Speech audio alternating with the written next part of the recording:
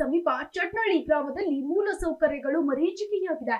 ಮುಖ್ಯ ರಸ್ತೆಗಳು ಕೆಸರು ಗದ್ದೆಗಳಾಗಿ ಮಾರ್ಪಟ್ಟಿವೆ. ಈ ಗ್ರಾಮದಲ್ಲಿ ಚರಂಡಿ, ಸಿಸಿ ರಸ್ತೆ ಸೇರಿದಂತೆ ಇತರೆ ಸೌಲಭ್ಯಗಳಿಲ್ಲ.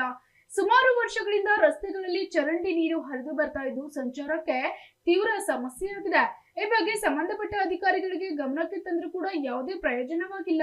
ಚರಂಡಿ ನೀರಿನಿಂದ ಸೊಳ್ಳೆಗಳು ಉತ್ಪತ್ತಿಯಾಗ್ತಾ ಇದ್ದು ಗ್ರಾಮಸ್ಥರು ಸಾಂಕ್ರಾಮಿಕ ರೋಗ ಹರಡುವ ಭೀತಿಯಲ್ಲಿ ಬದುಕುತ್ತಿದ್ದಾರೆ. ತಕ್ಷಣ ಚರಂಡಿ ಸ್ವಚ್ಛಗೊಳಿಸಿ ತಗ್ಗು ಗುಂಡಿಗಳನ್ನ ಮರಳಿನಿಂದ ಮುಚ್ಚಿ ಕಲುಷಿತ ನೀರು ನಿಲ್ಲದಂತೆ ಮಾಡಬೇಕು. ಬ್ಲೀಚಿಂಗ್ ಪೌಡರ್ ಸಿಂಪರಣೆ ಮಾಡಿ ಫಾಗಿಂಗ್ ಮಾಡುವ ಮುಖಾಂತರ ಸೊಳ್ಳೆಗಳ ನಿಯಂತ್ರಣ ಮಾಡಿ ಸಾರ್ವಜನಿಕರಿಗೆ ಯಾವುದೇ ರೋಗಗಳ ಬರದಂತೆ ಸ್ವಚ್ಛತೆ ಕಾಪಾಡಬೇಕಂತ ಗ್ರಾಮಸ್ಥರು ಆಗ್ರಹಿಸಿದ್ದಾರೆ.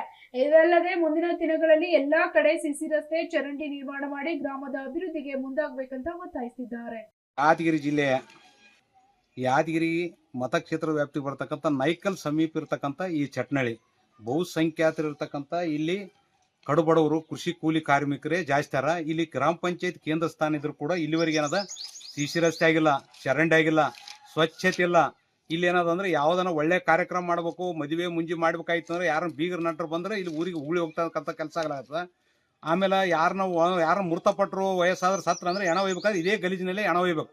ಇಂಥ ಪರಿಸ್ಥಿತಿ ಅದ. ಜಿಲ್ಲಾ ಆಡಳಿತ, ಜಿಲ್ಲಾ ಪಂಚಾಯತಿ ಸಿಒ, ಜಿಲ್ಲಾಧಿಕಾರಿ ತಕ್ಷಣ ಈ ಗ್ರಾಮ ಪಂಚಾಯತಿ ಇಲ್ಲಿ ಭೇಟಿ ನೀಡಬೇಕು. ಇವರಿಗೆ ಮೂಲಭೂತ ಸೌಕರ್ಯ ಒದಗಿಸಿಕೊಡ್ತಕ್ಕಂಥ ಕೆಲಸಕ್ಕೆ ಮುಂದಾಗಬೇಕು.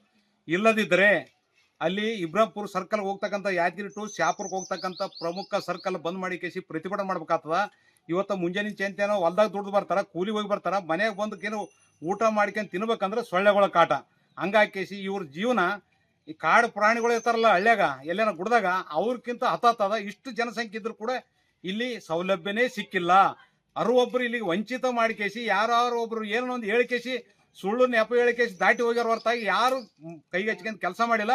ಹಂಗಾಕೇಸಿ ಇಂಥ ಕಡು ಬಡವರು ಬೆನ್ನಿಗೆ ನಿಂತ ಕೇಸಿ ಕೆಲಸ ಮಾಡಿ ಕೊಟ್ಟಾಗ ಮಾತ್ರ ನಾವು ಬಿಡ್ತೀವಿ. ಇಲ್ಲದಿದ್ರೆ ಗ್ರಾಮದ ಹೆಣ್ಣು ಗಂಡು ಸೇರಿಕೇಸಿ ರಸ್ತೆ ಬಂದ್ ಮಾಡಿಕೇಸಿ ಪ್ರತಿಭಟನೆ ಮಾಡ್ತೀವಿ.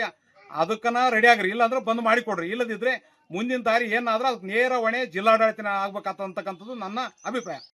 ನೋಡಪ್ಪ ಯಪ್ಪ, ಈ ಬ್ಯಾಸಿಗೆ ಏನು ಉದಲಾಗ್ಯದ, ದಾರಿ ನಡ್ಯಕ್ ಬರೋದಪ್ಪ. ನೋಡ್ ಸ್ವಲ್ಪ ರೋಡ್ ಮಾಡಿ ಕೊಡಪ್ಪ ಯಪ್ಪ. ಬರೇ ರೋಡ್ ಆಗ್ಯದಪ್ಪ, ಬರೀ ಉದಲ್ ಬಿದ್ದದ, ದಾರಿ ನಡ್ಯಕ್ ಬರೋದು ಏನ ನಮ್ಗಂತ ನಡ್ಯಕ್ಕೆ ಬರೋದು. ಸ್ವಲ್ಪ ರೋಡ್ ಮಾಡಿ ಕೊಡಪ್ಪ ಯಪ್ಪ, ನಿಮ್ ಪುಣ್ಯ ಬರ್ತದ ನೋಡ್ರಿ. ಮತ್ತೇನಾಗ್ಯದ್ರಿ ಇಲ್ಲಿ ಇದೇನಿಲ್ಲ ನೋಡ್ರಿ, ರಾಡಿಗ ದಾರಿ ಇಲ್ಲ, ಮೋರಿಲ್ಲ, ಬಸ್ಸಲ್ಕ ಏನಿಲ್ಲ ಯಪ್ಪ. ಇಲ್ಲಿ ಬಾಳ ಹೈರಾಣ ಆಗ್ಯದ.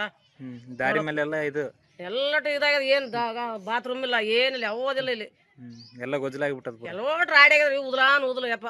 ಸಾಲಿ ಹೋಗೋ ಹುಡುಗರೆಲ್ಲ ಅದ್ರಾಗೆ ತಿರುಗಾಡ. ಸಾಲಿ ಹುಡುಗರನ್ನ ಹೋಗೋ ರಾಡಿ ಹಚ್ಕೊಂಡ್ ಹೊಂಟದಪ್ಪ ಯಪ್ಪ. Bureau report, SSV news, Yadgir.